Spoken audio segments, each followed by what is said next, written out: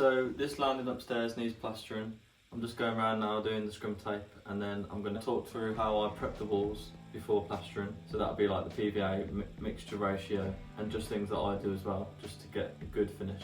Obviously behind me you can see that there's bonding on the walls. That's been there for a while. Because at the time I didn't get around to doing the finish layer on top, you're going to have to add quite a lot of PVA to that, so it's not ideal. Also gone for this extra sticky fiberglass type scrum tape as well. I've got the white one, but I find that after a few months it just the tackiness wears out on the back, so it just falls off all the time. We'll put the link on our Amazon storefront if you want to go and get some. Ideally you should go around all the corner bead and obviously any cracks that you have near the door as well. Just put this on just for extra protection.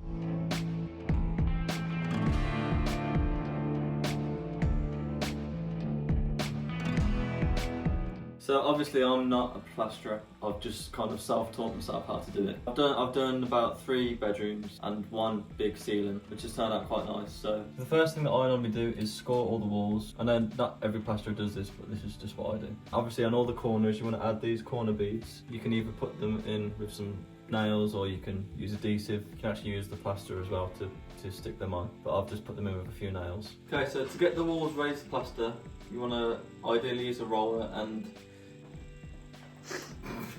you want to mix the PVA with 1 to 3, so 1 part PVA and 3 parts water. I've done 2 coats, so I've done the first coat now, and then you leave it for about 30 minutes or until it's tacky, and then you do another coat. What it basically does is seals in all the debris that's on the wall, and it will also create a film for the plaster to adhere to. It is probably the most important part of the plastering, arguably. And it also, especially on the bonding layer, it stops the wall from absorbing all the water. If you don't prep it properly, the plaster will just start to crack and it will dry out.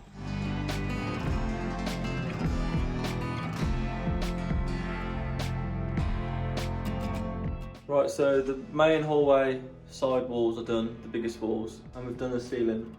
So now I'm going to get on to doing the top landing area, which is behind me, and all this here. That's been bonded, and so yeah, just need to skim the whole upstairs, and then yeah. And if you're interested in learning how to plaster, I did make a video a while back on how to plaster for beginners or DIYers. So yeah, go and check that out. I'll link that in the description. I like starting from the top, so yeah, let's just get to it.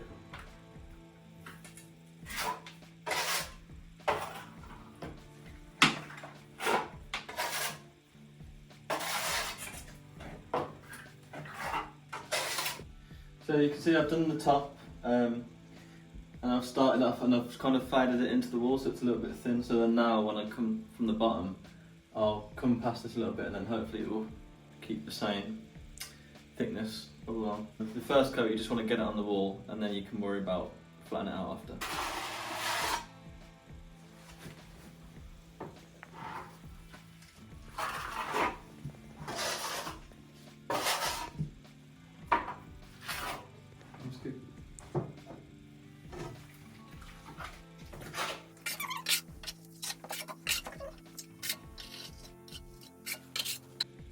So once you've got the first coat on, I'm going to move on to the second one now because I've still got enough left in the bucket.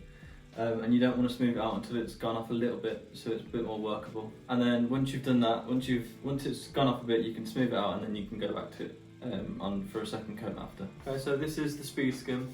It's like a plastic blade. It's got a bit of flexibility in there. And yeah, as I said, it's 1.2 meters, so it's kind of perfect for this wall. Yeah, what it's mainly for, it's not to get the perfect finish, it's mainly just for flattening out the walls. And this wall wasn't very flat to start with, so I'm hoping that hopefully it's worth the hype.